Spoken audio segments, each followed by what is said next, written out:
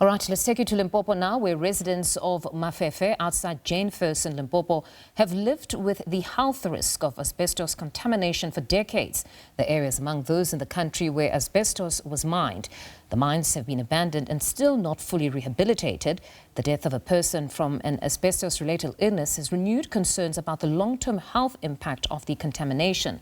SABC News reporter Rendani Raliphaswa is in Mafefe and joins us live with the very latest. A very good morning to you, Rendani. Quite a disturbing story that you would have such a mine still unrehabilitated. What has been government's response? And perhaps let's start with just the community itself. Has it extensively engaged government to have that mine rehabilitated?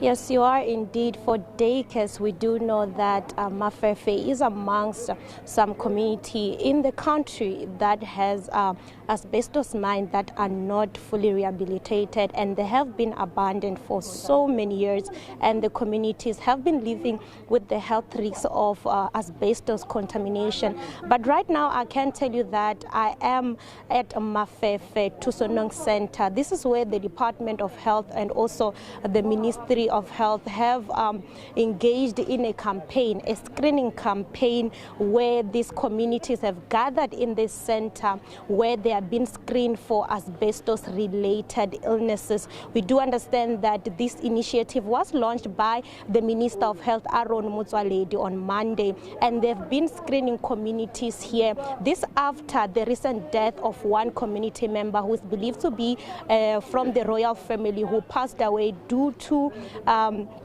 asbestos-related illnesses. This is according to the minister. When we interviewed him on Monday, he told us that the reason or what prompted this screening campaign is after the death of this person. Right now, I'm joined by one of the health professionals who is a radiographer who has been screening these community members since Monday. He will tell us more about what he found. We do understand that communities have been complaining about asbestos-related illnesses, and you are here, you've been screening them since Monday when the minister launched this screening campaign. Maybe just tell us briefly about your findings so far. Yes, thank you. So we've deployed two ultra-portable X-ray units fitted with an artificial intelligence, and we started the screening on Monday, and so far we have screened almost 300 people, and with at least over 50% found abnormal based on our AI findings, and those were further referred for investigation to ascertain or determine if ever these diseases are all related to asbestos. Others were also further referred for further in terms of for care in terms of TB referral. So this is a unique situation. First time we use these units, and they are showing effectiveness in terms of getting or reducing the disease burden. We do understand that these community members have been complaining for years about being exposed to asbestos. What then, after when you screen them, do you give them any medication to ensure that when you refer these results to another lab or to a different department, do in the meantime give them medication to ensure that now, since they're still exposed to these asbestos illnesses?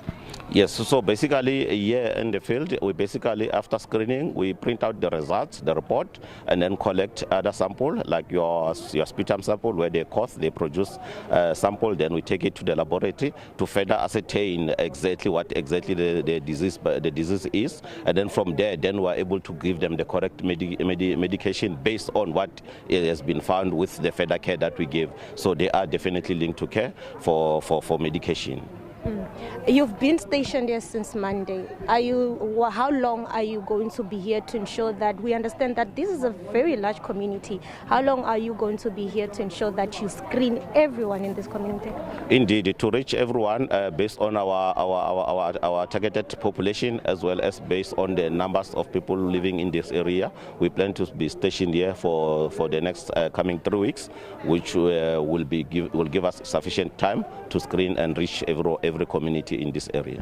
Do you have capacity? We do understand that now you're using an ultra portable X-ray machine. Do you understand that this is still something new and you're starting to use it for the first time in a community-based setting? Is this capacity enough for you to ensure that you reach everyone? Indeed, very much. We also are surprised by the way the ultra portable is performing. Yesterday alone, I can tell you that we were able to reach almost 150 people using the ultra portable X-rays. So we didn't even expect it to perform this way. So with the performance, we are very, very happy. And them being two of them in this area, it is able to give us that opportunity to reach out to everyone in the community. Thank you so much. That is Khaukhelo Moropane, who is a radiographer, one of the health professionals who are stationed here at the screening center, where they are screening the community of Mafefe of all the asbestos-related illnesses. We do understand that this community have been complaining for years about being exposed to asbestos. We also understand that even the water in this community and the rivers have been contaminated by asbestos, and they have been calling on the government to intervene for a very long time. We do understand that indeed the health organization has now taken upon themselves to bring this screening campaign to the in this community to ensure that all the residents who are here are screened, and also ensure that all the illnesses that they are facing, they are treated, and ensure that these community members receive all the help that they need to ensure that these asbestos-related illnesses is kept quickly before another person dies in this community. Well, certainly it's a noble cause that the health department has come to the party, but the department that is missing here is the Department of Mineral Resources, because there is legal framework around rehabilitation of mined land. They know who are the people who hold the mining rights, who are mining in that area, and they are the only ones that can enforce those specific legal requirements. There are strict legal requirements about rehabilitating the land. So has anybody spoken to specifically the Department of Mineral Resources around enforcing this law and ensuring that those that were mining there come back to rehabilitate the land? Yes, we do understand that the rehabilitation has been some of the talks in these communities, and the Department of Mineral Resources have been also in this community in the past years, where they were trying to rehabilitate some of these abandoned asbestos mine. But now we see that there is not much being.